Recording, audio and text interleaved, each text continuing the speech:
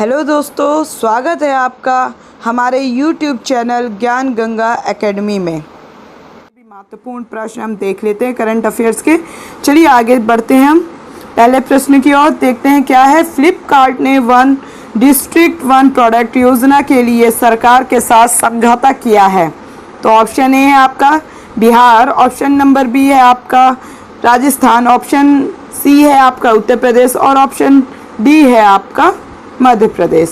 तो right answer जो है वो ऑप्शन नंबर सी है, उत्तर प्रदेश। चलिए देखते हैं इसकी व्याख्या, देखते हैं प्रश्न की। ई कॉमर्स कंपनी फ्लिपकार्ट ने शिल्पकारों, बुनकरों और कारीगरों को कारोबार में लाने के उद्देश्य से वन डिस्ट्रिक्ट वन प्रोडक्ट योजना के लिए उत्तर प्रदेश सरकार के साथ एक समझौता ज्ञापन पर हस्ताक्षर किए हैं। इस समझौते के मदद से उत्तर प्रदेश के इन सीमित क्षेत्र वाले समुदायों को अपने विशेष उत्पादों और शिल्प को देश भर के लाखों ग्राहकों तक पहुंचाने में मदद मिलेगी। फ्लिपकार्ट समर्थ पहल के तहत e commerce portal, on boarding, free cataloguing, business insights, account management, marketing और वेयरहाउसिंग सपोर्ट जैसे टाइम बाउंड इंक्यूबेशन सपोर्ट भी प्रदान करेगा।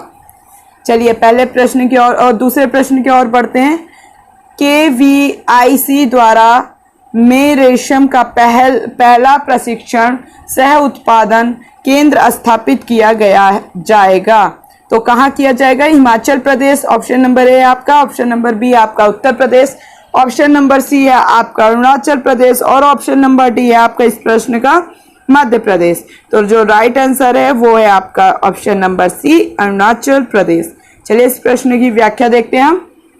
खादी और ग्रामोद्योग आयोग के VISC अरुणाचल प्रदेश के व्यापक आदिवासी गांव चुल्लू में अपनी तरह का पहला प्रशिक्षण सह उत्पादन केंद्र स्थापित करेगा। फरवरी 2020 में पहल की योजना बनाई गई थी और इसे सितंबर 2020 के पहले सप्ताह में खोला जाएगा। गांव की पहचान रेशम उत्पादन और ग्रामोद्योग की अन्य गतिविधियों के लिए की गई थी। केंद्र पूरे क्षेत्र में बुनाई गतिविधियों को बढ़ावा देने में मदद करेगा। उत्तर पूर्वी राज्यों में स्वदेशी कारीगरों को प्रशिक्षित करने और एरी सिल्क के उत्पादन में सहायता प्रदान करने का प्रावधान सतत विकास करेगा और क्षेत्र में स्थानीय रोजगार पैदा करेगा। प्रश्न नंबर 3 है, देखते हैं हम। सीरम इंस्टीट्यूट ऑफ इंडिया ने निम्न और मध्यम आय वाले देश के लिए कोविड-19 टीकों के उत्पादन में तेजी लाने के उद्देश्य से किसके साथ साझेदारी की है? तो ऑप्शन है Reliance, option number A, option number B है गावी, ऑप्शन नंबर सी है आपका फेसबुक, ऑप्शन नंबर डी है आपका WHO। जैसा कि आप राइट आंसर देख रहे हैं, ऑप्शन नंबर बी आपका राइट आंसर है, गावी। चलिए पहले इस प्रश्न की व्याख्या देखते हैं। व्याख्या इसकी वैक्सीन के निर्माण को बढ़ावा देने और भारत और दुनिया के माध्यम और निम्न आय वाले देशों के लिए 100 मिलियन से अधिक खुराक में तेजी लाने के लिए Serum Institute of India, Bill and Melinda Gates Foundation, vaccine alliance और गावी के साथ भागीदारी की है। Bill and Melinda Gates Foundation अपने निवेश कोष के माध्यम से गावी को 150 मिलियन अमेरिकी डॉलर का जोखिम रहित धन मुहैया कराएगा, जिसका उपयोग संभावित टीकों के विनिर्माण में सीरम इंस्टीट्यूट का समर्थन करने और भविष्य में कम व मध्यम आय वाले देशों के लिए टीके की खरीद में किया जाएगा। प्रश्न नंबर 4 की ओर बढ़ते हैं, 4 की ओर। प्रधानमंत्री ने कृषि अवसंरचना कोष के तहत वित्त पोषण सुविधा हेतु एक नई केंद्रीय क्षेत्र योजना शुरू की। तो ऑप्शन नंबर ए है, देखते हैं हम, 10 लाख करोड़ रुपए में, ऑप्शन नंबर बी है कि 1 लाख करोड़ रुपए लगे हैं, ऑप्शन नंबर सी है 2 लाख करोड़ रुपए, ऑप्शन नंबर डी है आपका 7 लाख करोड़ रुपए। तो जो ऑप्शन नंबर बी है वो आपका राइट आंसर है, 1 लाख करोड़ रुपए। जैसा कि आप देख रहे हैं यहाँ पे व्याख्या इस प्रश्न की, प्रधानमंत्री जी ने कृषि अवसंरचना कोष के तहत वित्त पोषण सुविधा के लिए 1,00,000 करोड़ की एक नई केंद्रीय क्षेत्र योजना शुरू की। यह योजना समुदाय कृषक परिसंपत्तियों के निर्माण तथा फसल उपरांत कृषि अवसंरचना में किसानों, पैक्स, एफपीओ, कृषि उद्यमियों आदि की सहायता करेगी। कृषि अवसंरचना निधि ब्याज माफी तथा ऋण गारंटी के जरिए फसल उपरांत प्रबंध अवसंरचना एवं सामुदायिक कृषि परिसंपत्तियों के लिए व्यवहार्य परियोजना में निवेश के लिए एक माध्यम दीर्घकालिक कर्ज वित्त पोषण सुविधा है। इस योजना की अवधि वित्त वर्ष 2020 से 2029 यानी 10 वर्ष होगी। ये परिसंपत्तियां उनकी उपज के लिए अधिक मूल्य पाने में किसानों को सक्षम बनाएगी, क्योंकि वे उच्चतर मूल्यों पर भंडारण एवं बिक्री करने, अपव्ययों को कम करने तथा प्रसंस्करण एवं मूल्यवर्धन बढ़ाने में सक्षम हो जाएंगी। इसी कार्यक्रम के दौरान प्रधानमंत्री ने लगभग 8.5 करोड़ किसानों को 17,000 करोड़ रुपए की पीएम किसान योजना के तहत छठी किस्त भी जारी की। चलिए प्रश्न नंबर 5 की ओर बढ़ते हैं हम। निम्न में से किसे एसीजे खोजी पत्रिका पुरस्कार से सम्मानित किया गया है?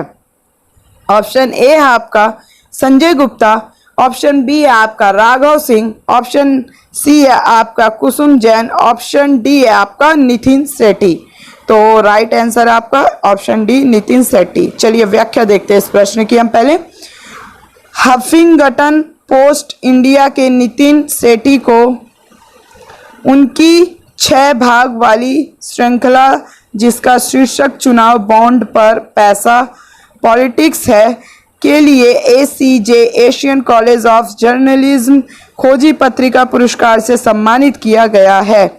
उन्हें पुरस्कार राशि में 20 लाख रुपए के पुरस्कार साथ एक ट्रॉफी और प्रशस्ति पत्र से सम्मानित किया गया है। चलिए आगे बढ़ते हैं, देखते हैं व्याख्या। और यह पुरस्कार उन्हें विश्व स्वास्थ्य संगठन के मुख्य वैज्ञानिक द्वारा प्रदान किया गया, जो इस आयोजन की मुख्य अतिथि डॉक्टर सौम्या स्वामीनाथन थी। पत्रकार जेफ जोसेफ पॉल कदीचेनी की कृति द लैंड में प्रकाशित केरल स्पॉन्टेनियस कवरेज की कार्य को भी जूरी द्वारा विशेष उल्लेखों से सम्मानित किया गया। महिंद्रा राजपक्षे किस देश के प्रधानमंत्री नियुक्त किए गए? ये नेक्स्ट प्रश्न है आपका, प्रश्न नंबर 6। पहला ऑप्शन है श्रीलंका, ऑप्शन बी है आपका नेपाल, ऑप्शन सी है आपका भूटान, ऑप्शन डी है आपका बांग्लादेश। तो राइट आंसर जैसा कि आप देख रहे हैं ऑप्शन ए श्रीलंका। चलिए प्रश्न की व्याख्या देखते हैं पहले। श्रीलंका पीपुल्स पार्टी SLPP के नेता महिंद्रा राजपक्षे को 9 अगस्त को चौथी बार श्रीलंका के 13वें प्रधानमंत्री PM के रूप में नियुक्त किया गया। महिंद्रा राजपक्षे ने उत्तरी कोलंबो के उपनगर कैलानिया में मौजूद ऐतिहासिक बौद्ध मंदिर राज महाविहार में पद की शपथ ली। नेक्स्ट प्रश्न हम देखते हैं, प्रश्न नंबर 7। यूनेस्को ने के गांव को सुनामी रेडी के तौर पर घोषित किया है? ऑप्शन है आपका उड़ीसा के गांव को, ऑप्शन बी है महाराष्ट्र, ऑप्शन सी है आपका गोवा और ऑप्शन डी है आपका गुजरात। जो राइट आंसर है वो है ऑप्शन ए आपका उड़ीसा। चलिए व्याख्या देखते हैं इस प्रश्न की हम। यूनेस्को के अंतर सरकारी समुद्री विज्ञान आयोग IOC ओडिशा के जगत सिंहपुर जिला नोलिया शाही एवं गंजाम जिले के वेंकटरायपुर गांव को देश में पहली बार सुनामी के लिए तैयारी सुनामी रेडी गांव के तौर पर घोषित किया है। यूनेस्को आईओसी की मान्यता और प्रशंसा प्रमाण पत्र प्रदान करने के लिए भारतीय राष्ट्रीय महासागर सूचना सेवा केंद्र INCOIS, यूनेस्को आईओसी के ICG IOTWMS सचिवालय और हिंद महासागर सुनामी सूचना केंद्र द्वारा संयुक्त रूप से एक वर्चुअल कार्यक्रम का आयोजन किया जा रहा है। दोनों गांव ने 11 बिंदु संकेतकों का पालन किया है, जिसमें आउटरीच और सार्वजनिक शिक्षा सामग्री नामित और मैप की गई सुनामी खतरा क्षेत्र, सामुदायिक सुनामी जोखिम में कमी की योजना, आसानी से समझ में आने वाली सुनामी निकासी नक्शे, सुनामी की जानकारी का सार्वजनिक प्रदर्शन इत्यादि जैसे उपाय शामिल हैं। चलिए प्रश्न नंबर 8 देखते हैं। किसने स्टारलिंक उपग्रह का पहला बैच लॉन्च किया है? ऑप्शन ए है आपका, एक बार फिर से देख लीजिए जरा प्रश्न। किसने स्टारलिंक उपग्रह का पहला बैच लॉन्च किया है? ऑप्शन ए है आपका ब्लू ऑरिजिन, ऑप्शन बी आपका इसरो, ऑप्शन सी आपका स्पेस एक्स, ऑप्शन डी आपका नासा। तो राइट आंसर जो है आपका ऑप्शन सी है स्पेस एक्स। चलिए व्याख्या देखते हैं हम। स्पेस एक्स ने ब्रॉडबैंड सक्षम स्टारलिंक उपग्रह की 9वीं परिचालनात्मक उड़ान फॉल्कन 9 रॉकेट के साथ स्टारलिंक उपग्रह का पहला बैच लॉन्च किया, जिसने फ्लोरिडा के कैप कैनावेरल एयरफोर्स स्टेशन से उड़ान भरी है।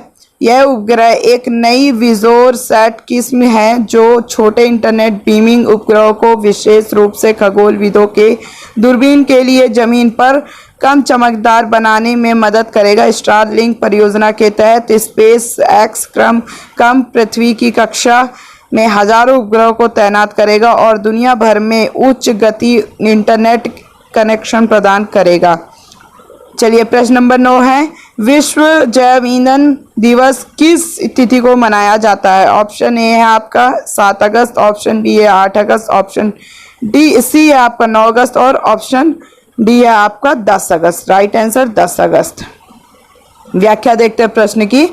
विश्व जैव ईंधन दिवस 2020 का इसका जो विश्व जैव ईंधन दिवस 2020 का विषय बायोफ्यूल्स टूवर्ड्स आत्मनिर्भर भारत है। यह दिवस 2015 से पेट्रोलियम और प्राकृतिक गैस के मंत्रालय द्वारा प्रतिवर्ष 10 अगस्त के दिन आयोजित किया जाता है, जिसका उद्देश्य पारंपरिक जीवाश्म ईंधनों के विकल्प के रूप में गैर जीवाश्म ईंधनों के महत्व के बारे में जागरूकता बढ़ाना और जैव ईंधन क्षेत्र में सरकार द्वारा किए गए विभिन्न प्रयासों पर प्रकाश डालना है।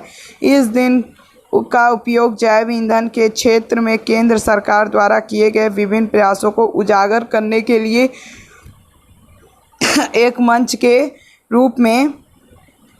के रूप में भी किया जाता है। जैव ईंधन आयात पर निर्भर को कम करने, स्वच्छ वातावरण को बढ़ावा देने और किसानों और रोजगार सृजन को अतिरिक्त आय प्रदान करने में मदद करते हैं।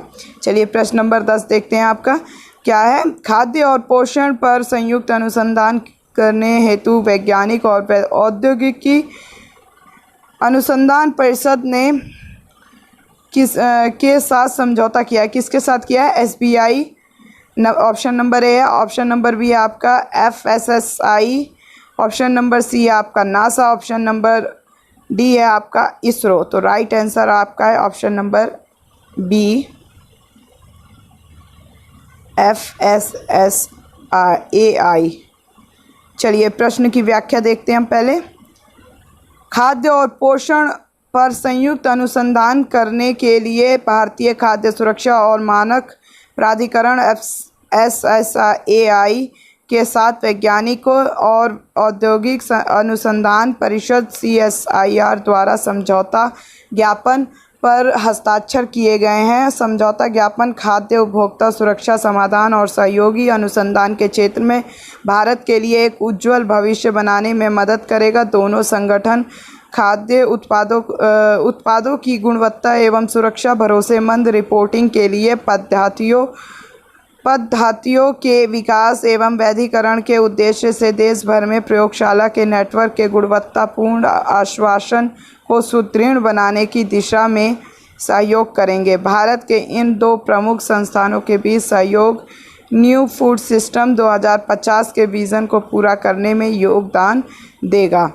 देखिए दोस्तों, अगर आप नए हैं तो इस चैनल को सब्सक्राइब करना मत भूलिएगा। सब्सक्राइब ज़रूर करें और बेल आइकन क्लिक करें, जिससे कि नेक्स्ट वीडियो का नोटिफिकेशन आप तक सही समय तक पहुंच जाए, वीडियो भी पहुंच जाए। और अगर वीडियो आपको अच्छी लगी हो तो लाइक, शेयर, कमेंट ज़रूर करिए और अपने मित्रों के बीच में ज़रूर शेयर करिए, क्योंकि अभी मुझे आप लोगों की, अभी और बाद में भी आप लोगों की बहुत ही सपोर्ट की ज़रूरत है, जिससे कि ज़्यादा से ज़्यादा लोगों तक मेरा वीडियो पहुंच सके।